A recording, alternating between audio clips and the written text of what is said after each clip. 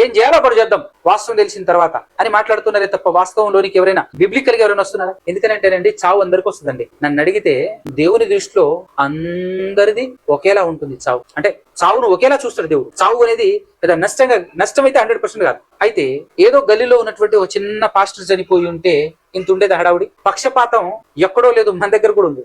మనం మళ్ళా సమాజాన్ని ఏలెత్తి చూపిస్తా ఉంటాం. ఎందుకింత పక్షపాతం, ఎందుకింత అది, ఎందుకింత ఇది అని మాట్లాడతాం మనం లోకంలో.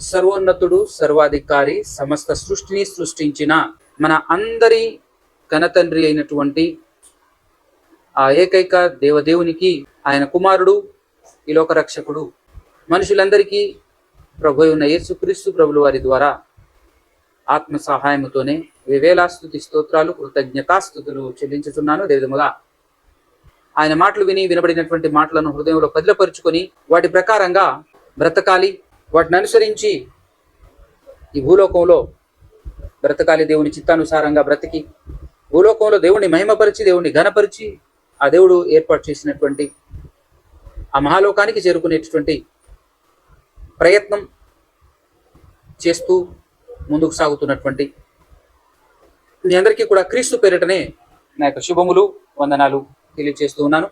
ఈరోజు కొన్ని విషయాలు ఆలోచన చేద్దాం. ప్రస్తుత ప్రపంచం లేదంటే క్రైస్తవ సమాజం యొక్క స్థితి ఎక్కడుంది, ఏ విధంగా ఉంది?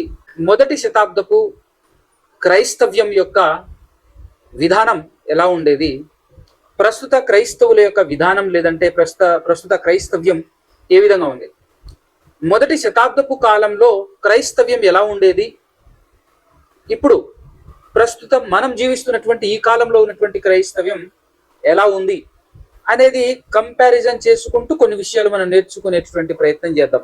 మనం జ్ఞాపకం చేసుకోవాలి, దేవుని కుమారుడైనటువంటి యేసుక్రీస్తు ప్రభుల వారు ఎన్నో మాటలు ఆయన మనతో చెప్పి వెళ్ళారు. ఆయన పలికినటువంటి మాటల్లో ఒక మాట, ఏ ఉద్దేశంతో ఆ మాట పలికారో, అసలు ఆ మాట ఏంటో చూసేటటువంటి ప్రయత్నం చేద్దాం.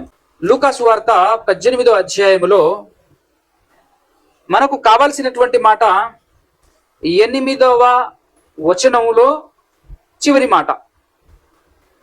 8వ వచనములో చివరి మాట ఏంటి అని అంటే, అయినను అనే పదప్రయోగించి, అయినను మనుష్య కుమారుడు వచ్చున్నప్పుడు ఆయన భూమి మీద విశ్వాసము కనుగొనునా అనేటటువంటి ఒక స్టేట్మెంట్. భూమి మీద అన్న దగ్గర అంకె 2 వేసి కింద ఫుట్ నోట్ లో ఏమని చెప్పాడు అంటే, ఆ విశ్వాసము అన్నాడండి. ఆ విశ్వాసము అని అంటే ఏ విశ్వాసం అని తీసుకోవాలి మనం? ఆ విశ్వాసము అని అంటే ఏ విశ్వాసం తీసుకోవాలి మనం? ఏ విశ్వాసం తీసుకోవాలో మనకు అర్థం కావాలి అని అంటే, అసలు పైనుంచి సందర్భం ఏం చెప్తున్నాడు యేసుక్రీస్తు ప్రభువు వారు? పైనుంచి సందర్భం అంతా ఏం చెప్తున్నాడు అనేది ఒక మాట మనం ఆలోచన చేద్దాం. ఎందుకంటే ఆయనను ఒక విషయం అంతా చెప్పిన తర్వాత అయినా ఇది అన్నట్టుగా, అయినా ఇది జరుగుతుందా బ్రదర్ అనే విధంగా మాట్లాడినట్టుగా ఆయనను అనే మాటతో ఒక స్టేట్మెంట్ యేసుక్రీస్తు ప్రభువు వారు పాస్ చేసినట్టు మనకు కనబడుతుంది. అయితే 1వ వచనం నుంచి 7వ వచనంలో ఏముంది అని అంటే, వారు విసుగక నిత్యము ప్రార్థన చేయుచుండవలెను అనుటకు ఆయన వారితో ఈ ఉపమానము చెప్పెను. నిత్యము విసుగు లేకుండా ప్రార్థన చేయాలి అని చెప్పటానికి ఒక ఎగ్జాంపుల్ లేదంటే ఒక ఉపమానం ఎత్తుకొని, ఒక విధవరాలు, అన్యాయస్తుడైనటువంటి న్యాయాధిపతి, ఆ న్యాయాధిపతి దగ్గరికి ఒక విధవరాలు పదే న్యాయం తీర్చుమని వెళ్తూ ఉండగా, అన్యాయస్తుడైనప్పటికీ కూడా, దేవుని భయము లేనప్పటికీ కూడా, ఈవిడ పదే వెళ్ళటం వల్ల ఆయన ఈవిడ గారి పని చేసి పెట్టినట్టు ఒక చక్కటి ఎగ్జాంపుల్, ఒక ఉపమానం ఇచ్చి, ఆ ఉపమానం అంతా అయిపోయిన తర్వాత, ఇదిగో అన్యాయస్తుడైనటువంటి 6వ వచనంలో అన్యాయస్తుడైనటువంటి ఆ న్యాయాధిపతి చెప్పిన మాట వినుడి, అని చెప్పి, దేవుడు తాను ఏర్పరుచుకొనిన వారు దీవారాత్రులు తన్ను గూర్చి మొరపెట్టుకొనుచుండగా వారికి న్యాయం తీర్చడా ఖచ్చితంగా తీరుస్తాడు కదా. ఆయన వారికి త్వరగా న్యాయము తీర్చును, వారి విషయమే కదా ఆయన దీర్ఘశాంతము చూపుచున్నాడు అని మీతో చెప్పుచున్నాను అని చెప్పాడు. వారి విషయమే కదా, అసలు వారి విషయమే కదా ఉన్నది. ఆయన ఉన్నదే వాళ్ళ కోసం కదా, వాళ్ళ కోసమే దీర్ఘశాంతం చూపుతున్నాడు కదా, ఆయన త్వరగా న్యాయం తీరుస్తాడు కదా అనేటటువంటి మాట చెప్తున్నాడు. రెగ్యులర్ గా ప్రార్థన చేస్తూ ఉండాలి అని చెప్పడానికి చెప్పినటువంటి ఒక ఎగ్జాంపుల్ చెప్పి, ఇదిగో మీకోసమే తండ్రి ఉన్నాడు, మీరు ఎల్లప్పుడూ రాత్రి అనక పగలనక మీరు ప్రార్థన చేస్తూ ఉంటే మీ ప్రార్థన ఆలస్యం లేకుండా ఖచ్చితంగా మీ ప్రార్థనను తీరుస్తాడు, న్యాయం తీరుస్తాడు దేవుడు. ఎందుకంటే ఒక అన్యాయస్తుడైనటువంటి న్యాయాధిపతి తీర్చినప్పుడు దేవుడు న్యాయవంతుడు కదా, న్యాయవంతుడైనటువంటి దేవుడు ఖచ్చితంగా న్యాయం తీరుస్తాడు కదా అనేటువంటి విషయాన్ని తెలియచేశాడు యేసుక్రీస్తు ప్రభువు వారు. చెప్పిన తర్వాత ఆయన నేను వచ్చేసరికి విశ్వాసం కనుగొనునా అన్నాడు. పైన సందర్భానికి విశ్వాసానికి ఉన్నటువంటి సంబంధం ఏంటి అని మనం మాట్లాడితే ఏం చెప్తున్నాడు యేసుక్రీస్తు ప్రభువు వారు, ఏం చెప్పే ప్రయత్నం చేశాడు, ఆయన ఉద్దేశం ఏంటి, ఆయన ఇంటెన్షన్ ఏంటి అని మనం ఆలోచన చేస్తే, దేవుణ్ణి నమ్మటం, దేవుణ్ణి నమ్మి బ్రతకటం అనేది జరుగుతుందా, అయినా నేను వచ్చే సమయానికి అసలు విశ్వాసం అనేది ఉంటుందా భూలోకంలో అని చెప్తున్నాడు అని అంటే అర్థం ఏంటి అని అంటే, ఏం జరిగినా కూడా మనుషులు దేవుణ్ణి నమ్మి బ్రతుకుతున్నామనే భ్రమలో బ్రతుకుతూ ఉంటారు. దేవుణ్ణి నమ్మాము అనేటటువంటి భ్రమలో ఉండేటటువంటి వారు ఎక్కువగానే ఉంటారు.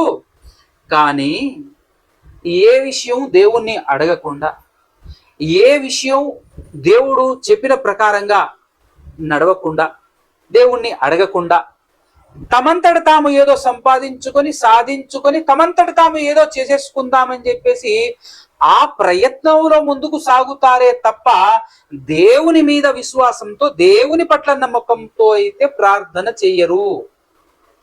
ఏదో అలవాటు కొద్ది ఉదయం సాయంత్రం ప్రార్థన చేస్తారేమో కానీ అందులో విశ్వాసం ఉండదు. ఖచ్చితంగా తండ్రి ఇదిగోనైనా పలానా విషయంలో అని ప్రతి విషయంలో న్యాయం మీరే తీర్చాలి తండ్రి అని ప్రార్థన చేయగలిగేటటువంటి విశ్వాసము రానున్నటువంటి దినాలలో ఉండదు. దేవుని మీద నమ్మకం ఉండదు, దేవుని మీద భరోసా ఉండదు. దేవుణ్ణే నమ్ముకున్నాము అని, దేవుణ్ణి నమ్ముకొని బ్రతుకుతున్నటువంటి వారమే అనేటటువంటి వాళ్ళు ఎక్కువగా చాలా మంది ఉంటారు. కానీ ఒరిజినల్ గా అది దేవుని పట్ల ఉన్నటువంటి విశ్వాసం కాదు, దేవుని పట్ల ఉండేటటువంటి విశ్వాసం కాదు. దేవుణ్ణి అడగకుండా తమంతట తాము తమ స్వశక్తితో, జనబలంతోనో, ధనబలంతోనో, ఖండబలంతోనో, వాళ్ళకున్న బుద్ధి బలంతోనో ఏదో ఒక బలాన్ని చూసుకొని వాటి ద్వారా ఏదో సాధించుకొని ముందుకు సాగాలి అనే ఆలోచనే తప్ప దేవుని మీద విశ్వాసం ఉండదు అని చెప్తున్నాడు యేసుక్రీస్తు ప్రభువు వారు. యేసుక్రీస్తు ప్రభువు వారు చెప్పినటువంటి ఈ సందర్భంలో ఆయన ఇంటెన్షన్, ఆయన ఉద్దేశాన్ని పసిగట్టే ప్రయత్నం చేయాలి. మనం ఆల్మోస్ట్ మనకు అర్థమవుతుంది అని అనుకుంటున్నాను. ఏ ఉద్దేశంతో యేసుక్రీస్తు ప్రభువు వారు ఆ ఉపమానాన్ని చెప్పారు. ఉపమానం అంతా అయిపోయిన తర్వాత ఫైనల్ స్టేట్మెంట్ ఒకటి ఇచ్చాడు. ఇదంతా నేను చెప్తున్నాను కానీ నేను వచ్చే సమయంలో ఈ విశ్వాసం ఉంటుందా అంటే, అలాంటి విశ్వాసం ప్రతి విషయంలో దేవుణ్ణి అడిగిన తర్వాత ఇక మన ప్రయత్నం చేయకూడదు. దేవుణ్ణి అడిగిన తర్వాత మన సొంత ప్రయత్నాలు చేయకూడదు. మనం చేయాల్సిన పనులే చేయాలి తప్ప మన సొంత ప్రయత్నాలు చేయకూడదు. ఫర్ ఎగ్జాంపుల్ గా మొదటి శతాబ్దపు కాలంలో యేసుక్రీస్తు ప్రభుల వారిని చాలా కిరాతకంగా, చాలా దారుణంగా ప్రపంచం చూసే విధంగా, అందరి కళ్ళకు కనబడే విధంగా ఓపెన్ గానే, మరి ముఖ్యంగా ఆకాశానికి భూమికి మధ్య వేలాడదీసి సిలువలో ఒక బొమ్మను అతికించేసేసి మరీ చంపారు. అంతకంటే ఓపెన్, అంతకంటే పబ్లిక్ ఇంకొకటి ఉండదు. అంత పబ్లిక్ గా యేసుక్రీస్తు ప్రభువు వారిని చంపేశారు. చంపేసిన తర్వాత ఆయనను నమ్ముకొని ఆయన చెప్పిన మాటల మీద నమ్మకం ఉంచినటువంటి వారు చాలా కొద్ది మంది. ఆ కొద్ది మంది కూడా ఫరారైపోయారు. కాకపోతే ఆయన మరలా 3వ దినాన తిరిగి లేపబడ్డ తర్వాత ఆయనను చూసి, అది కూడా యేసుక్రీస్తు ప్రభువు వారు 1కి 4 సార్లు ప్రత్యక్షమై వారిని ధైర్యపరిచిన తర్వాత ధైర్యపడి, బలపడి, స్థిరపడి ఆ తర్వాత మరి దేవుని ఆత్మ సహాయం ఇక అందే వరకు మీరు యెరూషలేం ప్రాంతంలోనే ఉండండి అని ధైర్యం చెప్పినప్పుడు ఆ యెరూషలేం ప్రాంతంలోనే ఉండి దేవుని మీద పరిపూర్ణమైనటువంటి విశ్వాసంతోనే పరిశుద్ధాత్మను దేవుడు మనకు అనుగ్రహించి మన ద్వారా పని చేపిస్తాడట, మనల్ని వాడుకుంటాడంట. అప్పటి వరకు మనం వెయిట్ చేద్దామని చెప్పేసి వెయిట్ చేసి ప్రార్థన చేశారు, దేవుని మీద నమ్మకంతో ప్రార్థన చేశారు. మేడగదిలో అపోస్తులందరూ ప్రార్థన చేయటం మనకు తెలుసు. అలా ప్రార్థన చేసినప్పుడు వాళ్ళు నమ్మినట్టే, హృదయపూర్వకంగా వాళ్ళు నమ్మారు. ఖచ్చితంగా యేసుక్రీస్తు ప్రభువు వారు చెప్పినటువంటి మాట ప్రకారంగా ఆత్మ మనకు అనుగ్రహింపబడుతుంది అని. అనుగ్రహింపబడిన తర్వాత ఆత్మను పొందుకొని చాలా బలంగా, ధైర్యంగా ఇక సమాజానికి భయపడక, ఎందుకంటే జస్ట్ కొద్ది దినాలే ఒక 40-45 ఒక 50 కరెక్ట్ గా చెప్పాలంటే ఒక 50 రోజులే అవుతుంది యేసుక్రీస్తు ప్రభుల వారిని అలా తీసుకెళ్లి పబ్లిక్ గా, మామూలుగా కూడా కాదు పబ్లిక్ గా, ఈ విషయం గుర్తుపెట్టుకోండి, సీక్రెట్ గా కూడా కాదు పబ్లిక్ గా. ఇప్పుడు ఇంత పబ్లిక్ గా చంపేసిన తర్వాత ఆయన గురించి సమాజంలో చెప్పగలిగే ధైర్యం ఇంకెవరికైనా ఉంటుందా? ఎవరికి ఉండకూడదు, ఈయనలా ఇంకొకరు మరలా రాకూడదు అని భయపెట్టడం కోసం, అందుకోసం ఆ ఉద్దేశంతోనే కదా ఆయన్ని ఇంత పబ్లిక్ గా సిలువ వేసి చంపింది. ఇంత పబ్లిక్ గా సిలువ వేసి చంపేసిన తర్వాత ఇంకెవడొస్తాడు రమ్మను అనే విధానంలోనే వాళ్ళు ఉన్నారు. కానీ 50 రోజుల తర్వాత చాలా పబ్లిక్ గా యేసుక్రీస్తు ప్రభుల వారిని చంపేసినా కూడా ఎంతో ధైర్యంగా ఆత్మను పొందుకొని అపోస్తలులందరూ మరలా సువార్త ప్రకటించటం మొదలెట్టారు. సువార్త ప్రకటిస్తూ ఉండగా చాలా మంది ఆశ్చర్యపోతున్నారు, విస్మయానికి గురవుతున్నారు. ఏంటిది ఇంత ధైర్యంతో పబ్లిక్ గా మాట్లాడుతున్నారు అని. ఆశ్చర్యపోవటం మాత్రమే కాకుండా వాళ్లకున్నటువంటి ధైర్యం మాత్రమే కాకుండా వాళ్ళు మాట్లాడుతున్నటువంటి విధానాన్ని చూసి చాలా మంది ఎస్ నిజం, అప్పటికే యేసుక్రీస్తు ప్రభుల వారిని చంపినప్పుడే చాలా మంది రియలైజ్ అయ్యారు, ఇతను నిజంగా దేవుని కుమారుడు అని రియలైజ్ అయ్యారు. రియలైజ్ ఎలా అయ్యారు? చూస్తున్నటువంటి జనాలు, చంపుతున్నటువంటి జనాలు ఎలా రియలైజ్ అయ్యారు? ఏ విధంగా రియలైజ్ అయ్యారు? అవ్వగలుగుతారా? ఎలా అసలు సాధ్యం అది అని అంటే, చంపుతున్నప్పుడు ఆయన ప్రవర్తన ఎలా ఉంది అని అంటే, ఏదో పెద్ద బీభత్సం భయంకరమైనటువంటి కార్యం ఒకటి జరుగుతుంది, ఇక నేను లేను, రాను, చచ్చిపోతున్నాను, ఇక అయిపోయింది, చాప్టర్ క్లోజ్ అనేటటువంటి విధానంలో ఎంత మాత్రమును యేసుక్రీస్తు ప్రభుల వారు బాధపడట్లేరు, ఆలోచించట్లేరు. పైగా ఆయన కోసం ఏడుస్తున్నటువంటి వారిని చూసి, మీరు నా కోసం ఏడవటం వృధా, దండగా, మీరు నా గురించి ఆలోచించటం వేస్ట్, మీరు మీ గురించి, మీ పిల్లల గురించి ఏడవండి బాగుంటుంది, కానీ నా కోసం ఏడవకండి అని ఆయన మాట్లాడుతున్నటువంటి మాటలే చూస్తున్న వారిని, చంపుతున్న వారిని, హేళన చేస్తున్నటువంటి వారిని అందరినీ ఆలోచనలో పడేస్తున్నాయి, ఆలోచనలోనికి నెట్టేస్తున్నాయి. అంత మాత్రమే కాకుండా శిలువకెక్కించిన తర్వాత ప్రశాంతంగా ఆయన మాట్లాడుకుంటూ వచ్చినటువంటి మాటలు, ఆ మాటల వెనక ఆ కాలంలో చంపుతున్న వారు, కోపంతో రగిలిపోతున్నటువంటి వారు, హింసిస్తున్నటువంటి వారు, హేళన చేస్తున్నటువంటి వారు అందరికీ అర్థమైన బేస్ ఒకటే, మరణానికి ఏ మాత్రము విలువ ఇవ్వట్లేడు ఆయన. అసలు మరణానికి భయపడను లేదు, భయపడట్లేదు. అసలు ఈ మరణానికి అసలు విలువ ఉందా లేదా? అసలు విలువనే ఇవ్వట్లేడు అసలు ఆ మరణానికి. అంత జాగ్రత్తగా, అంత పర్ఫెక్ట్ గా, ఏదో టూర్కి వెళ్తున్నాను మరలా 3వ దినాన వచ్చేస్తాననే అలాంటి విధానంలో ఆయన ప్రవర్తించి ప్రాణం విడవటం చాలా జాగ్రత్తగా, తండ్రి ఇదిగో నాయనా నీ చేతికి నా ఆత్మను అప్పగించుచున్నాను అని ప్రతి విషయంలో చక్కగా మాట్లాడుకుంటూ, అందరిని క్షమించమని అడుగుతూ, క్లోజ్ సమాప్తం అయిపోయింది అని చెబుతూ, అసలు అన్ని ఏదో పర్ఫెక్ట్ గా అనుకొని కావాలని చేస్తున్నట్టుగా ఆయన మాట్లాడుతున్నటువంటి మాటల సారాంశాన్ని చూస్తే, ఆయన ప్రవర్తన చూస్తే అక్కడ ఉన్నటువంటి వాళ్ళందరికీ అలానే అర్థమైంది. కానీ దాన్ని రూఢిపరచుకోవటం కోసం ఆగారు అందరూ, దాన్ని స్థిరపరచుకోవటం కోసమే వెయిటింగ్ లో ఉన్నారు అందరూ. కానీ అవన్నీ హృదయంలో ఉన్నాయి. అయితే దాన్ని ఎప్పుడు రూఢిపరుచుకున్నారు, దాన్ని ఎప్పుడు కన్ఫర్మ్ చేసుకున్నారు వీళ్ళు అని అంటే, ఇదిగో అపోస్తులందరూ కలిసి ముక్త కంఠంతో పెంతుకోస్తు అనేటటువంటి పండుగ దినాన్ని ఎప్పుడైతే మాట్లాడారో అప్పుడు చాలా మంది రియలైజ్ అయ్యారు, ఎస్ అనుకున్నట్టే నిజమే, అది ఆయన తిరిగి లేచాడు, ఈయనే దేవుని కుమారుడు, ఈయనే మెస్సియా అని చెప్పేసి చాలా మంది మారు మనసు కొనుక్కున్నారు. అంటే నేను మీకు ఏం చెప్పాలని ప్రయత్నం చేస్తున్నాను, మీరు క్యాచ్ చేయాలి. విశ్వాసం అనేటటువంటిది ఎంత గొప్పది అని అంటే నువ్వు నమ్మితే నువ్వేదైతే నమ్మావో అది ఎవ్వడికి కనబడదు. కానీ నువ్వు నమ్మే విధానాన్ని చూస్తే ఎదుటోడికి కన్ఫర్మ్ అయిపోవాలి అంతే. వింటున్నవారు చూస్తున్నటువంటి వారికి ఎలా ఉండాలి అని అంటే ఇది నిజమే, ఇది కన్ఫర్మ్ 100% నిజం అని అనిపించాలి అతనికి. ఎందుకంటే ఈ విశ్వాసం అలాంటిది, సైన్స్ లాంటిది. కనిపించని గాలిలో ఉన్నటువంటి మూలకాలను ఎలాగైతే తీసుకొచ్చేసి చూపిస్తుందో అది ఆ రేంజ్లో విశ్వాసం అనేటటువంటిది కూడా కనబడనివి ఉన్నవి అనుటకు రుజువట.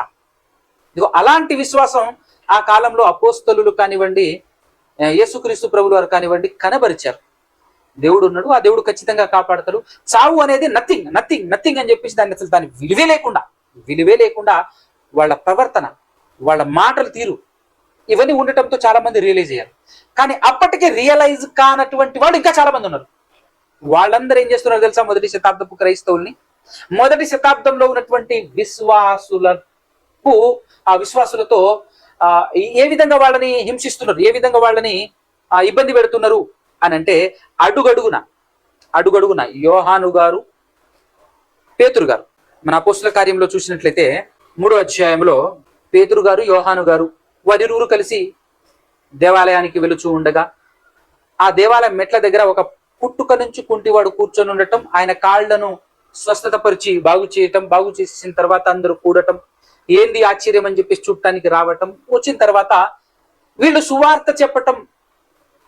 ఏంటిది ఆ సువార్త అని అంటే, ఇదిగో ఈ యేసే, మీరు చంపేసిన యేసే క్రీస్తై ఉన్నాడు, దేవుడు ఆయన్ని ప్రభువుగా క్రీస్తుగా చేశాడు, నిలబెట్టాడు, మీరు ఆయన్ని చంపేశారు, దేవుడు ఆయన్ని మరలా 3వ దినాన్ని తిరిగి లేపారు అనేటువంటి విషయాన్ని ప్రకటిస్తూ ఉన్నారు. అలా ప్రకటిస్తూ ఉండగా మరలా ఏం చేశారంటే, అక్కడ ఉన్నటువంటి నమ్మని బ్యాచ్ ఒకటి ఉంది కదా, వాళ్ళందరూ ఏం చేశారంటే వీళ్ళని తీసుకెళ్లి చెరసాల్లో వేసారు. చెరసాల్లో వేసేస్తే అసలు ఎంట్రక మందం కూడా ఏమాత్రం భయపడకుండా చెరసాల్లోకి వెళ్ళారు. వెళ్ళిన తర్వాత తెల్లవారుజామున మరలా తీసుకొచ్చేసి బెదురు పెట్టిన తర్వాత వాళ్ళు మాట్లాడిన తర్వాత బెదురు పెడుతుంటే, మేము మీ మాట వినాలా, దేవుని మాట వినాలా? ఆ కాలంలో, ప్రస్తుత కాలంలో ఎవరినైనా చంపాలి అని అనుకుంటే పెద్ద ప్లాన్ వేయాలి, సీక్రెట్ గా ఎవడికి దొరకకుండా కనబడకుండా చంపాలి అని అనుకుంటే, దొరికితే ఒకవేళ పబ్లిక్ గా ఏదైనా చేసినట్టు కనుక ఆధారాలు దొరికితే వాడికి ఉండాల్సిన కోటింగ్ వాడికి ఖచ్చితంగా ఉంటది, గవర్నమెంట్ చూసుకుంటది 100%. చట్టం అనేటటువంటి ఒకటి ఉంది కదా ఇప్పుడు. కానీ ఇలాంటి చట్టాలేమీ లేని కాలంలో, అసలు చంపినా అడిగే దిక్కు లేదు, పట్టించుకునే నాదుడు లేడు. అలాంటి కాలంలో వాళ్ళు ఏం చేస్తున్నారంటే చాలా ధైర్యంగా, మీకు కాదు మేము భయపడాల్సింది, దేవునికి భయపడాలి, మీ మాట వినమంటారా, దేవుని మాట వినమంటారా అని చెప్పేసి మాట్లాడుతున్నారు. అని అంటే ఏంటిది అది? వాళ్ళ దగ్గర ఏముంది అని అంటే విశ్వాసం. వాళ్ళ దగ్గర ఉన్నటువంటి విశ్వాసం ఎంత గొప్పగా ఉందో చూడండి ఒకసారి. వాళ్ళు మాట్లాడుతున్నటువంటి మాటలు 4వ అధ్యాయం అపోస్తల కార్యం 19వ వచనంలో చూసినట్లయితే, అందుకు పేతురును యోహానును వారిని చూచి, అపోస్తల కార్యం 4వ అధ్యాయం 19వ వచనం, అందుకు పేతురును యోహానును వారిని చూచి, బెదిరిస్తున్నటువంటి వారిని చూచి, దేవుని మాట వినుట కంటే మీ మాట వినుట దేవుని దృష్టికి న్యాయమా? మీరే చెప్పండి. మేమైతే కన్న వాటిని విన్న వాటిని చెప్పక ఉండలేమయ్యా. మీరేం చేసుకుంటారో చేసుకోండి, కానీ మేము మాత్రం చెప్తాం ఖచ్చితంగా. మేము ఏదైతే చూసామో, ఏదైతే విన్నామో, విన్నది చూసింది చెప్పకుండా అయితే మేము ఉండం. మీరు చేయాల్సింది మీరు చేసుకోండి, మేము చేయాల్సింది మాత్రం మేము మానము అని చెప్పేసి తేల్చి చెప్పేసిన తర్వాత ఏం చేశారు అని అంటే, వీళ్లకు పరిపూర్ణమైన నమ్మకం దేవుని పట్ల ఉంది కదా, వచ్చి ప్రార్థన చేస్తారు. ఎందుకు ప్రార్థన చేస్తున్నారు అని అంటే, విశ్వాసం దేవుని మీద ఉంది.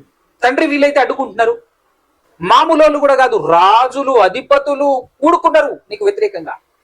మీరు ఏదైతే ఆల్రెడీ రాయించారో, మీరు రాయించిన లెక్కల ప్రకారంగానే ఈరోజు ఈ సువార్తను అడ్డుకోవటానికి పెద్ద పెద్ద వాళ్ళే పూనుకొని ఉన్నారు తండ్రి. అయినప్పటికీ కూడా మేము సాగిపోతున్నాం ముందుకు, అయినప్పటికీ కూడా ఇదిగో మేము సాగిపోతున్నాం తండ్రి, సహాయం చేయని చెప్పేసి దేవుని మీద నమ్మకంతో దేవునికి ప్రార్థన చేస్తున్నారే తప్ప వారికి ఉన్నటువంటి బలాన్ని కానీ, వారికి ఉన్నటువంటి బుద్ధిని కానీ, వారికి ఉన్నటువంటి ధనాన్ని కానీ, వారికి ఉన్నటువంటి జన బలాన్ని కానీ నమ్ముకోలేదు. చూడండి, ఎందుకంటే అప్పటికినండి దగ్గర దగ్గర ఎంతమంది ఉంటారు అని అంటే నియర్ బై 10-15 వేల మంది ఉంటారు అక్కడికి విశ్వాసులు. అప్పటికే బాప్తిస్మం తీసుకున్నటువంటి వారు మొదట 3,000 మంది బాప్తిస్మం తీసుకుంటారు. ఆ తర్వాత 4వ అధ్యాయంలో 5,000 మంది పురుషులే అని చెప్పేసి రాయబడింది, పురుషులు మాత్రమే. మరి స్త్రీల సంఖ్య చూస్తే సో అవి ఇవి కలిపి టోటల్ గా ఒక 10-15 వేల మంది ఉండుండొచ్చు. ఆ అంత 15,000 మంది ఉన్నప్పటికీ కూడా జనబలాన్ని ఆధారం చేసుకోకుండా వారు దేవుని మీదనే ఆధారపడి దేవుని మీదనే విశ్వాసం ఉంచి ప్రార్థన చేస్తున్నటువంటి విధానాన్ని మనం నేర్చుకొని పాటించాలి. మొదటి శతాబ్దపు క్రైస్తవ్యం ఎలా నడిచిందో, మొదటి శతాబ్దపు కాలంలో ఉన్నటువంటి క్రైస్తవ్యమే కదా మనకు మాదిరి, మనకు ఆధారం. వారినే కదా మనం అనుసరించాలి. కాబట్టి వారు ఎలా నడిచారో ఒక్కసారి చూసినట్లయితే వారు ఎంతో గొప్పగా దేవుని మీద నమ్మకం ఉంచి ప్రార్థన చేశారు. తండ్రి సహాయం చేయి తండ్రి అని ప్రార్థన చేశారు. ఆ తర్వాత ఇదే విధానం కొనసాగుతూ కొనసాగుతూ కొనసాగుతూ ముందుకు పోయేసరికి ఒకానొక దినాన కొద్ది దినాలలోనే జనాలు అంటే విశ్వాసులు వేలలో 20-30 వేల మంది అలా పోగవుతూ ఉన్నారు. డే బై డే పెరుగుతున్నారు యెరూషలేం పట్టణంలో. అలా యెరూషలేం ప్రాంతంలో ఇశ్రాయేలీలు బ్రతుకుతున్నటువంటి ప్రాంతంలో వేల కొద్ది జనాలు విశ్వాసులు పెరుగుతూ ఉన్నప్పుడు అందులో రొట్టె ద్రాక్ష రసం ఇవ్వటానికి లేదా భోజనం పెట్టడానికి ఒక 7 ఎన్నికవుతారు. ఆ 7 చాలా పవర్ఫుల్ గా స్టెఫెను గారు ఆత్మను పొందుకొని వాక్యం చెబుతూ అనేకులతో వాదిస్తూ ముందుకు సాగుతుంటాడు.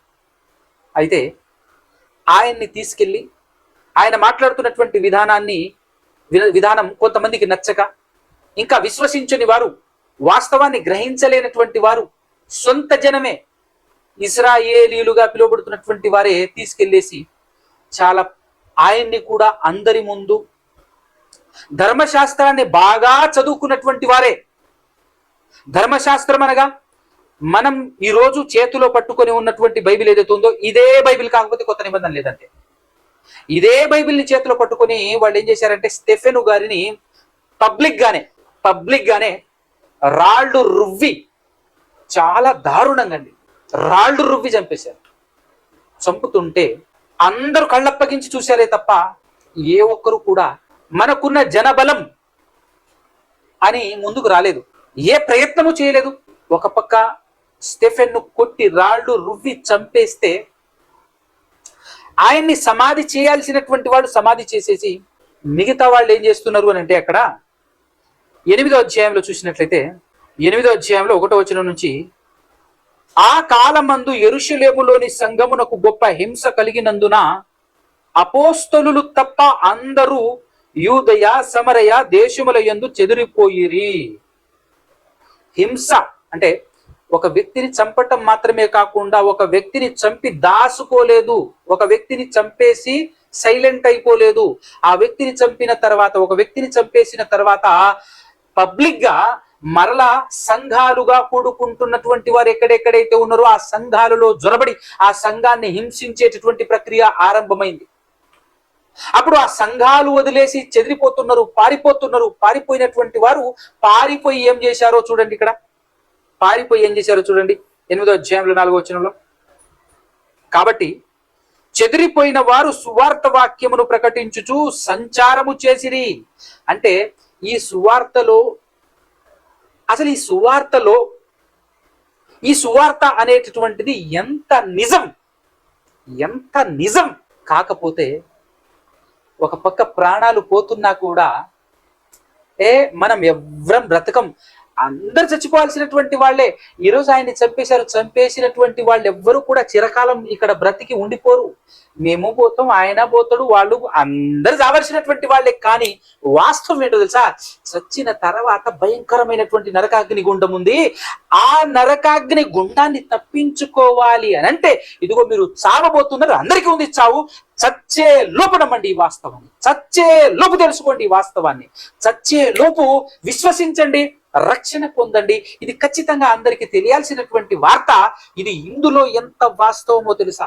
ఇది ఎలా అనిపిస్తుంది అని అంటే, ఒక పక్క కరోనా అటాక్ అయి చనిపోతూ ఉంటే మరో పక్క ఆ కరోనాకు వైద్యం, కరోనాకు వ్యాక్సిన్ ఏదైతే ఉందో దాన్ని ఇంకొక పక్క విస్తృతం చేస్తారు చూసారా?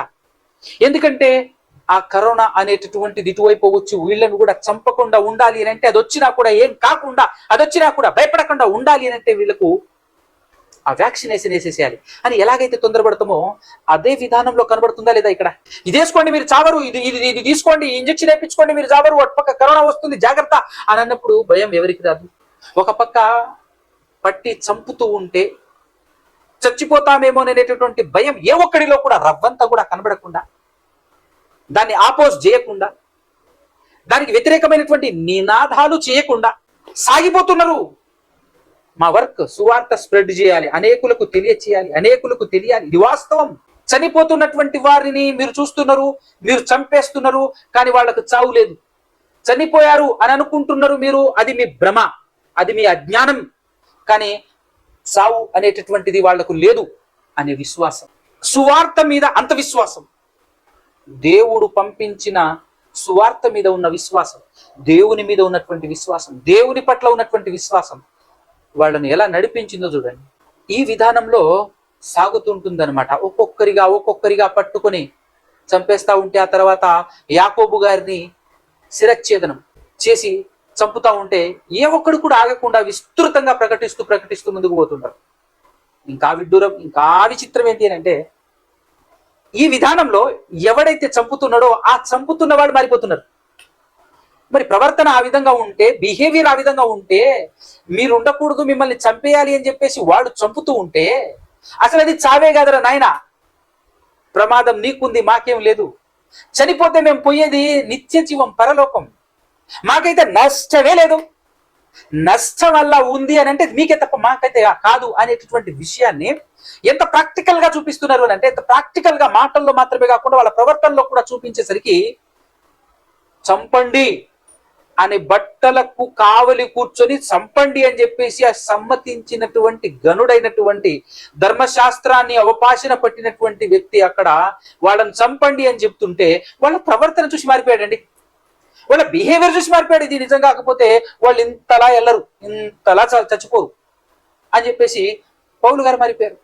సౌలు గారు పౌలుగా మార్చుకొని ఇక ఆ పౌలు గారు సాగిపోయారు వాళ్ళు చూపించినటువంటి ఆ మార్గంలో.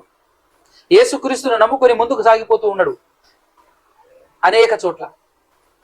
ఆయన్ని కూడా చంపాలనేటటువంటి ప్రయత్నం, అటాక్, మర్డర్ ప్లాన్ ఎన్ని జరిగినా కూడా కొడుతున్నారు, సోయిదప్పి పడిపోతున్నాడు. మరలా చనిపోతే లాభమే, బ్రతికుంటే మరలా అదే పని చేద్దాం పదా అని చెప్పేసి లేచి నిలబడి మరలా ఆ ఈకొని అలుస్త్రా పట్టణాలలో, ఆ దెర్బే పట్టణానికి వెళ్ళే ఆ ప్రాంతంలో ఏం జరుగుతుంది అని అంటే, ఆయన్ని కొట్టి స్పృహ తప్పిపోయేలా కొట్టి, రాళ్ళు రువి కొట్టి పడేసి కుక్కని ఇడ్చినట్టు ఈడ్చుకొని ఊరవతల పడేస్తే మరలా తిరిగి లేచి అసలు ఏమీ జరగనట్టు. ఈ విధంగా కనుక ఈ కాలంలో జరిగితే ఏం జరిగేది, ఆ కాలంలో జరిగింది కాబట్టి ఏం జరిగింది ఈ కాలంలో ఏం జరుగుతుంది అని ఒకసారి మనం కంపారిజన్ చేసుకుంటే, ఎందుకు ఈ పాఠం చెప్తున్నానంటే, దేవుడు ఉన్నాడు అని దేవుని కోసం బ్రతుకుతున్నారా? ఈ రోజు క్రైస్తవులందరూ ధనాన్ని నమ్ముకుని, జనాన్ని నమ్ముకుని బ్రతుకుతున్నారా? ఈరోజు బోధలు కూడా చూడండి, ధనం కోసం బోధలు, జనం కోసం బోధలే తప్ప దేవుని కోసం బోధలు కరువయ్యాయి అనేది నా ఇంటెన్షన్. ఆ కాలంలో జన బలాన్ని చూసుకోలేదు, ధన బలాన్ని చూసుకోలేదు, ధనాన్ని విసర్జించారు, జనాన్ని విసర్జించారు. దేవుడే మాకు ఆధారం, దేవుడే మాకు దిక్కు అని అనుకొని ముందుకు సాగింది. అది దేవుని పట్ల ఉన్నటువంటి బలమైన స్థిరమైన విశ్వాసంతో ముందుకు సాగింది. అందుకోసమే ఆ కాలంలో పెద్దగా ఒక చక్కటి ఈ రోజు ఉన్నటువంటి అద్భుతమైనటువంటి రాజ్యాంగం ఆ కాలంలో లేకపోయినప్పటికీ, అది రాజరికపు వ్యవస్థ అయినప్పటికీ కూడా అక్కడ వాళ్ళ బిహేవియర్ పర్ఫెక్ట్ గా నమ్మి బతికిన విధానం, దేవుని పట్ల ఉన్నటువంటి పర్ఫెక్ట్ విశ్వాసం అక్కడ కనపడుతుంది. కాబట్టి ఎంతమందిని చంపినా కూడా మరలా లేవటం, సువార్త ప్రకటించటం, ముందుకు సాగటం, ఏ మాత్రం చనిపోతున్నారు కదా అనేటటువంటి యాంగిల్లో చూడకుండా. ఎవరు చనిపోరండి, ఎవరు చనిపోరు?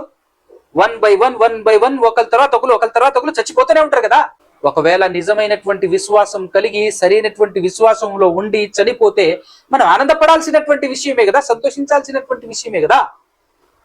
సేఫ్ జోన్, మనకంటే ముందు వెళ్ళిపోయారు అని అనుకోకుండా ఈరోజు క్రైస్తవ సమాజంలో ఇప్పుడు వచనాల వెలుగులో మనకు యేసుక్రీస్తు ప్రభులు వారి మాటలు మాట్లాడినటువంటి ప్రకారంగా ఈరోజు మనకు అర్థం కావాలి, అద్భుతంగా బైబిల్ అర్థం కావాలి. విశ్వాసం అనేది కనుగొందునా, అక్కడ మనం ఆలోచన చేయాలి. అయినను మనుష్య కుమారుడు వచ్చిన నాటికి విశ్వాసం కనుగొనునా, భూమి మీద విశ్వాసం కనబడుతుందా అని అంటే ఇప్పటికే అది నెరవేరుతున్నట్టు మనకు కనబడుతుంది చూడండి. ఎందుకంటే మనం డీప్ గా ఆలోచించకపోతే బైబిల్లో ఉన్నటువంటి విషయాలు అర్థం కాదు. బైబిల్లో ఉన్నటువంటి విషయాలు మనకు చాలా చక్కగా అర్థం కావాలి అంటే ఈ రోజు ఉన్నటువంటి క్రైస్తవ సమాజాన్ని జాగ్రత్తగా చూడాలి. చాలా మంది మోసపోతున్నారు. చాలా పెద్దగా కనపడుతుంది క్రైస్తవ్యం, చాలా పెద్దగా కనపడుతుంది క్రైస్తవ్యం, అదంతా క్రైస్తవ్యం అని అనుకుంటే వృధా. ఎందుకంటే నేను నువ్వు చెప్పటం కాదు, వాక్యం చెప్పింది, యేసుక్రీస్తు ప్రభువులు చెప్పారు. అనేకుల విశాల మార్గంలో వెళ్తారు, ఇరుకు మార్గంలో ప్రవేశించేటటువంటి వారు కొందరే అని. సో వాళ్ళు ఎన్ని హింసలు పెట్టినప్పటికీ కూడా ఆ హింసలను పట్టించుకోకుండా సావులను కూడా ఖాతరు చేయకుండా మన ముందున్న టాస్క్, మన టార్గెట్ ఏంటి అని అంటే రక్షణను ప్రతి ఒక్కరికి అందాలి. ఈ రక్షణ ప్రతి ఒక్కరికి అందాలి. అందిన తర్వాత చచ్చిపోయినటువంటి వ్యక్తి రక్షణ అందుకున్నటువంటి వ్యక్తి, ఆ రక్షణ లేనటువంటి వ్యక్తి, రక్షణ ఆల్రెడీ తీసుకున్నటువంటి వ్యక్తి, దేవునికి స్తోత్రం అనుకుంటూ ముందుకు సాగు, దేవునికి స్తోత్రం అనుకుంటూ ముందుకు సాగు, అలానే అనుకుంటూ ముందుకు సాగారు వాళ్ళు. ఒకసారి మనం మొదటి శతాబ్దపు క్రైస్తవ్యాన్ని చూసి ఈ రోజు ఉన్నటువంటి క్రైస్తవ్యాన్ని కంపారిజన్ చేసుకోవాల్సిన అవసరం ఎంతైనా ఉంది. ఎందుకంటే మనం అనుసరిస్తున్నామా లేదా, మనకు మ్యాప్ అదే, మన గ్రాఫ్ అదే. మనం వాళ్ళని చూసే నడవాలి. వాళ్ళలా ఉన్నామా లేవా అని 1-4 సార్లు చెక్ చేసుకుంటూ ముందుకు సాగాలి. లేకపోతే మరి మనం సరైన మార్గంలో ఉన్నామో లేదో మనకి ఎట్లా తెలుస్తుందని? మనం చేస్తుందంతా రైటే అని అనుకొని భ్రమలో వెళ్తే పరిస్థితి ఏంటి? చనిపోయి చివరికి ఫైనల్ గా నరకానికి వెళ్ళిపోతే ఏమైనా ఇంత చేసి ఏమైనా ప్రయోజనం ఉంటుందా? ఉండదు కదా. అందుకోసమే మనం జాగ్రత్త పడాలి. పౌలు గారు ఎంటర్ అయిపోయిన తర్వాత దెర్బేలో ఆయనకు ఒక మర్డర్ ప్లాన్ జరిగింది. అయినప్పటికీ కూడా దేవుడు తప్పించేశాడు. తప్పించేసిన తర్వాత మొదటి సువార్త దండయాత్ర అయిపోయింది, రెండవ సువార్త దండయాత్ర అయిపోయింది, మూడవ సువార్త దండయాత్ర ముగించుకొని రిటర్న్ వస్తున్నటువంటి తరుణంలో జరిగినటువంటి కొన్ని విషయాలు మీ ముందు ఉంచేటటువంటి ప్రయత్నం చేస్తాను చూడండి. అపోస్తుల కార్యములు, ఆయన రిటర్న్ ప్రయాణంలో ఉన్నప్పుడు 21వ అధ్యాయం చూద్దాం. అపోస్తుల కార్యం 21వ అధ్యాయంలో పడవ ప్రయాణం చేసి తూరు అనేటటువంటి ప్రాంతంలో దిగి అక్కడ ఓడ సరుకు దిగుమతి చేయవలసి ఉండెను అని చెప్పి అక్కడ ఓడ ఆపినప్పుడు 21:4 నుంచి చూద్దాం. మేమక్కడ అంటే తూరు అనేటటువంటి ప్రాంతంలో, తూరు అనేటటువంటి దేశంలో మేమక్కడ నున్న శిష్యులను కనుగొని 7 దినములు అక్కడ ఉంటిమి, 7 days అక్కడ ఉంటిమి. వారు నీవు యెరూషలేములో కాలు పెట్టవద్దని ఆత్మ ద్వారా పౌలుతో చెప్పింది. వాళ్ళు ఉట్టి మాటలతో చెప్పట్లే. వాళ్ళు ఏం చెప్తున్నారు? ఆత్మ ద్వారా పౌలుతో చెప్పారు. ఏమని? నీకు థ్రెడ్ ఉంది, నీకు మర్డర్ ప్లాన్ చేయాలనేటటువంటి ప్లాన్ వాళ్ళు చేస్తున్నారు అని ముందే ఎవరు తెలియచేశారు? ఆత్మ. అంటే దేవుడు తన ఆత్మ ద్వారా ఆ వ్యక్తులతో పౌలు గారికి తెలియచేస్తున్నాడు. దేవుడే తన ఆత్మ ద్వారా తెలియచేస్తున్నాడు విషయం. నీకు రాబోయేటటువంటి కాలంలో గడ్డు కాలం ఉంది, పోతే మర్డర్ ప్లాన్ చేయాలనేటటువంటి ప్లాన్ లో ఉంది, నీకు థ్రెడ్ ఉంది అని చెప్తున్నాడు. చెప్పినప్పుడు యెరూషలేములో నువ్వు కాలు పెట్టొద్దు అని చెప్పినా కూడా వాళ్ళ మాట ఏమాత్రం పట్టించుకోకుండా అక్కడి నుంచి ప్రయాణం అయ్యాడండి. తూరు నుండి ఎక్కడికి వెళ్ళాడు అంటే కైసరేకి వచ్చాడు. తూరు అనేటటువంటి ప్రాంతం నుంచి కైసరేకి వచ్చాడు. ఒకసారి కింద 21వ అధ్యాయంలో 10వ వచనంలో చూసినట్లయితే, మేము అనేక దినములు అక్కడ ఉండగా, ఎక్కడ? కైసరే ప్రాంతంలో అనేక దినములు అక్కడ ఉండగా అగబు అను ఒక ప్రవక్త యూదయ నుండి వచ్చెను. అతడు మా యొద్దకు వచ్చి పౌలు నడికట్టు తీసుకొని తన చేతులను కాళ్లను కట్టుకొని యెరూషలేములోని యూదులు యెరూషలేములోని యూదులు ఈ నడికట్టు గల మనుష్యుణ్ణి ఇలాగు బంధించి అన్యజనుల చేతికి అప్పగింతురు అని పరిశుద్ధాత్మ చెప్పుచున్నాడు అనేను. అన్యజనులు అంటే ఎవరో తెలుసా? అధికారులకు అప్పగించేస్తారు, నిన్ను బంధించేసేసి యూదులు బంధించి అధికారులకు ఇచ్చేస్తారు అని మరి కట్టుకొని మరి చూపించాడు అనమాట, ప్రాక్టికల్ గా చూపించాడు. అప్పుడు ఒక్కసారి మనం మరి పౌలును కూడా అనుసరించాల్సినటువంటి వారం కదా.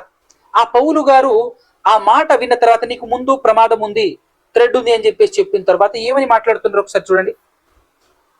ఆయన మాట్లాడుతున్నటువంటి మాట 11వ వచనంలో పౌలు గారు ఏమని మాట్లాడుతున్నారు? ఇదెందుకు మీరు ఏడ్చి నా గుండె బద్దలు చేసేదరేలా అంటే ఏడుస్తున్నారు వాళ్ళు. ఎందుకు ఏడుస్తున్నారు మీరు?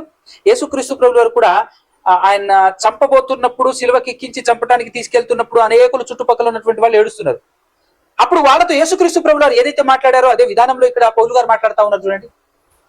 ఆ పౌలు గారు చెప్పారు, మనందరికీ గుర్తుంది, నేను క్రీస్తును పోలి నడుచుకున్న ప్రకారము మీరు నన్ను పోలి నడుచుకొనుడి అన్నాడు కదా.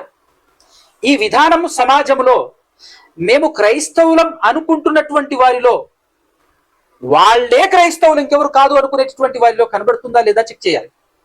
యేసుక్రీస్తు ప్రభువు గారు చెప్పినట్టు కొట్టు ఎక్కువగా కనపడుతుంది, అనేకులు కనపడుతున్నారు, వాళ్ళు క్రైస్తవులు కాదు, క్రీస్తు అనుచరులు కారు అనే విషయం కూడా మనకు అర్థం కావాలి. సో ఏం మాట్లాడుతున్న పౌలు గారు అంటే ఇదెందుకు మీరు ఏడ్చి నా గుండె బద్దలు చేసేది ఎలా? నేనైతే ప్రభు అయిన యేసు నామము నిమిత్తము యెరూషలేములో బంధింపబడుటకు మాత్రమే గాక చనిపోవుటకును సిద్ధముగా ఉన్నానని చెప్పాను. మీరు దీనికే బాధపడితే ఎట్లా? వాళ్ళు బంధించడానికో కొట్టడానికో కాదు, వాళ్ళు చంపేసినా కూడా ఐఆమ్ రెడీ అని చెప్పేసి వెళ్ళటం, అది ఎక్కడి విశ్వాసం? ఆ విశ్వాసం యేసుక్రీస్తు ప్రభువు గారు చెప్పింది. ఆ విశ్వాసం, అలాంటి విశ్వాసం మనిషి కుమారుడు వచ్చే నాటికి కనబడుతుందంటావా? ఇలాంటి విశ్వాసం కనబడుతుందంటావా? అదనమాట యేసుక్రీస్తు ప్రభువు గారి ఇంటెన్షన్. ఈ విధానం అస్సలు నేటి కాలంలో ఉన్నటువంటి క్రైస్తవ్యంలో కనబడుతుందా లేదా, అసలు కనబడుతుందా అని చెప్పేసి మనం చెక్ చేసుకోవాలి, మనల్ని మనం చెక్ చేసుకోవాలి. ఇది ఒకటైతే. సెకండ్ థింగ్ ఏంటంటే, ఇప్పుడు ఇన్ని విధాలుగా హింసిస్తున్నారు, బాధిస్తున్నారు మొదటి శతాబ్దపు క్రైస్తవులు లేదా మాట్లాడుతున్నటువంటి పండితులైనటువంటి వారు ఎవరైతే ఉన్నారో అపోస్తలులు, వాళ్ళను ఈ రేంజ్ లో హింసిస్తున్నారు కదా. అయితే వాళ్ళు ఎప్పుడైనా కాని మాట చెప్పి ఇతరులను రెచ్చగొట్టారా? ఏనాడైనా బైబిల్ మొత్తం 1కి 10-1500 సార్లు చదవాలి, మరలా చదవాలి. అపోస్తుల కార్యాలు వాళ్ళు ఎక్కడికి వెళ్ళారు, ఏ విధంగా బోధించారు అని చెప్పేసి చూసినట్లయితే వాళ్ళు ఇతరులను ఎంత మాత్రమును దూషించలేదు, ఇతరులను ఎంత మాత్రమును కించపరచను లేదు, ఇతరులను ఏమాత్రమును ఇబ్బంది పెట్టలేదు. ఫర్ ఎగ్జాంపుల్ గా పౌలు గారు ఎథెన్స్ పట్టణానికి వెళ్ళినప్పుడు, గ్రీకు దేశంలో ఉన్నటువంటి ఎథెన్స్ పట్టణం అనగానే ఫుల్గా అన్యులు అనమాట, కంప్లీట్ గా అన్యులు, విగ్రహారాధికులు. ఎక్కడైనా అక్కడ యేసుక్రీస్తు ప్రభువు వారు ప్రవక్తలను అనుసరించాడా? ప్రవక్తలు అనుసరించడం అంటే ఈ కాలంలో చాలా మంది తెలియక బోధ ఎలా చేయాలో, ఏ విధంగా చేయాలో, బైబిల్ని ఎలా అనుసరించాలో, బైబిల్లో ఉన్నటువంటి విషయాల్ని నేర్చుకుని ఎలా బోధించాలో, ఏది నమ్మాలో, ఏది నమ్మకూడదో, ఏది విశ్వసించాలో, ఎలా విశ్వసించాలో అనేటటువంటి విషయాలు ఈరోజు చాలా మంది మరి ముఖ్యంగా పండిత వర్గం అని చెప్పుకుంటూ పండితులుగా పెద్ద పెద్ద వాళ్ళుగా కొనియాడబడుతున్నటువంటి వాళ్లకు కూడా అర్థం కాని విషయం అన్నమాట. క్రైస్తవ్యం బైబిల్ని ఎలా అర్థం చేసుకోవాలి అనేటటువంటి విషయం ఎవరికి అర్థం కాలేదు. ఎందుకంటే ప్రవక్తల బోధ ఎలాంటిది అంటే, ప్రవక్తలు కేవలం ఇశ్రాయేలీయులు యూదులకు మాత్రమే బోధించేవారు. యూదులకు మాత్రమే బోధించేవారు. అలా బోధించేటప్పుడు ఆ ఇశ్రాయేలీయులు యూదులు ఎవరైతే ఉన్నారో వాళ్ళ చుట్టుపక్కల ఉన్నటువంటి వాళ్ళందరూ కూడా విగ్రహారాధికులు.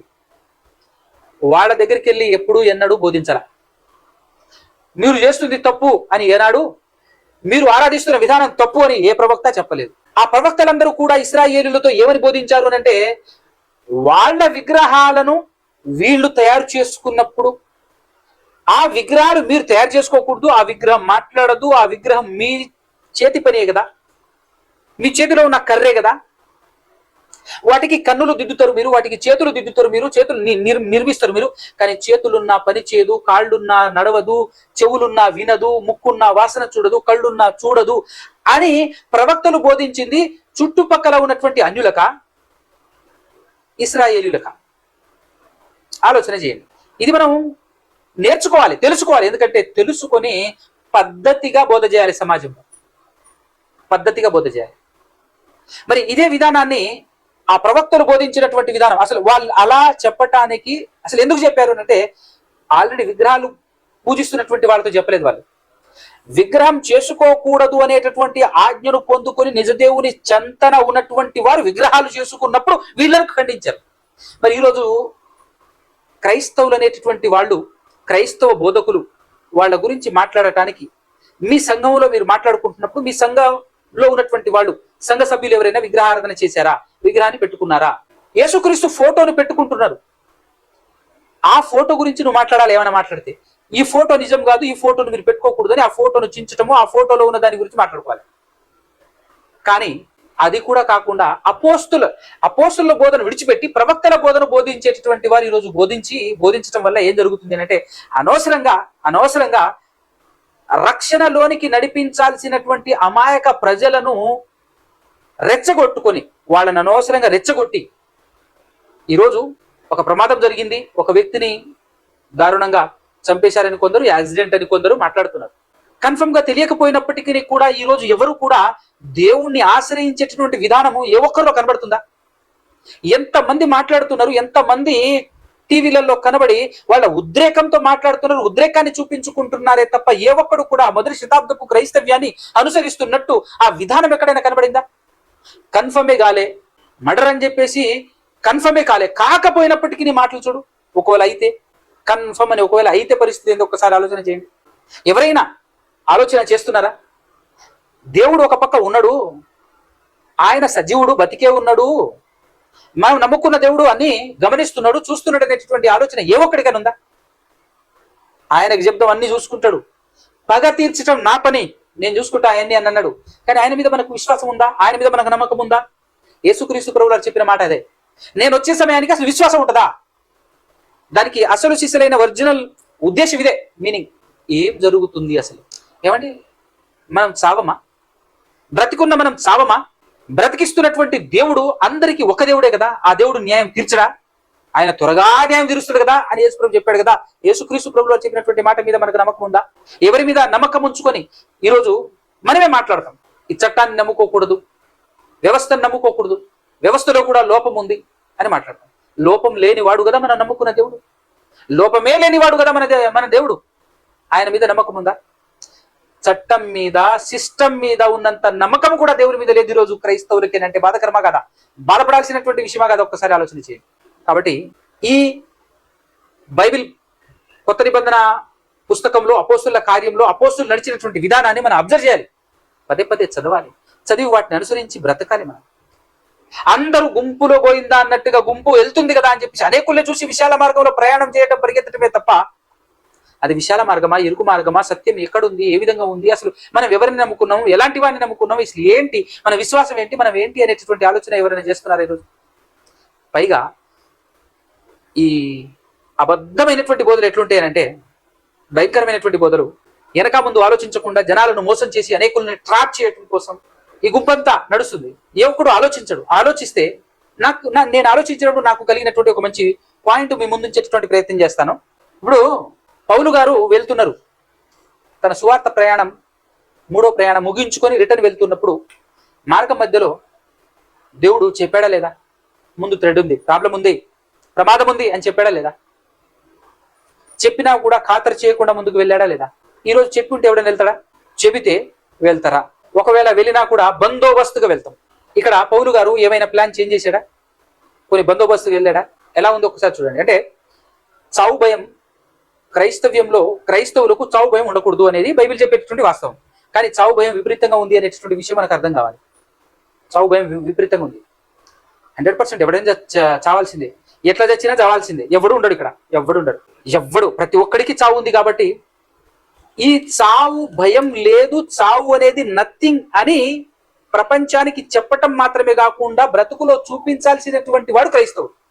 అలాంటి అవకాశం వచ్చినప్పుడు ఆ విధానాన్ని చూపించాలి, కనబరచాలి కదా. మనం కనబరచకుండా ఈ రోజు ఉన్నటువంటి క్రైస్తవం ఎలా నడుస్తుందో చూడండి. పైగా ఇక్కడ దేవుడు చెప్పాడు, నాకేమనిపించింది అంటే, చాలా పెద్ద బోధకులుగా చలామణిలో ఉన్నటువంటి వారు మన ఏపీలో జాన్ వెస్లీ అనేటటువంటి ఒక సహోదరుడు, తన భార్య, తన సతీమణి ఒకసారి ట్రోల్కు గురి అయింది. ఆవిడ మాట్లాడినటువంటి మాట దాదాపుగా అందరికీ తెలిసే ఉండుంటది. ఏంటి అని అంటే, ఆవిడ ఇంట్లో ఊగుతుందట, అంటే కసుగొడుతుంది. అలా ఊగుతున్నప్పుడు ఆ పొరక పట్టుకోవాల్సిన విధంగా పట్టుకోకపోయేసరికి విపరీతంగా చేయి లాగుతుంది, చేయి నొప్పిలేస్తుంది అని చెప్పేసి అని అన్నప్పుడు ప్రభు ఉండి చెప్పాడట, నువ్వు సరిగ్గా పట్టుకోలేదు తల్లి, సరిగ్గా పట్టుకో, సరిగ్గా పట్టుకొని నీ పని నువ్వు చేయి, చక్కగా ఉంటుంది అని చెప్పాడట. ఏమనాలి దీన్ని మనం? ఎందుకు ఈ పాయింట్ నేను ఇప్పుడు లేవనెత్తుతున్నాను అని అంటే, మరి ముందు ప్రమాదం ఉందని చెప్పేసి సహోదరుడికి చెప్పాలన్నా వద్దా? థ్రెడ్ ఉంది, నువ్వు సింగిల్గా జర్నీ చేస్తున్నావు అని చెప్పేసి చెప్పాలన్నా వద్దా? ఈరోజు ఇంత బాధపడుతున్నారు కదా, మరి ఎందుకు చెప్పలేదు? ఒకసారి ఆలోచించవచ్చు కదా. ఈ చెయ్యి నొప్పి కంటే కూడా ప్రమాదమే కదా అది. చావు అంటే దీనికంటే ప్రమాదం కదా. మరి దీనికే చెప్పినప్పుడు దానికి ఎందుకు చెప్పలేదు? ప్రభు చెప్పాలి కదా. అంటే జనాలను మాతో దేవుడున్నాడు అని నిరూపించాలి, చూపించాలి. అప్పుడు కానీ జనాలు నమ్మరు. ఓహో, మేము దేవుని సేవకులం అని నమ్మి వాళ్ళు భయపడాలి మాకు అని అంటే మాతో దేవుడు ఉన్నాడు. ఎలా? ఇలాంటి అబద్ధాలు కల్పించి చెప్పాలి. పొరక పట్టుకోమన్నాడు, కూరలో ఉప్పు ఎక్కువైంది, పప్పు తక్కువైంది అని చెప్పేసి అన్నాడు అని చెప్పేసి. ఎందుకు ఇట్లాంటి పెద్ద పెద్ద ప్రమాదాల గురించి చెప్పొచ్చుగా. ముందే చెప్తే అలర్ట్ అవుతారు కదా, జాగ్రత్త పడతారు కదా, అవునా కదా.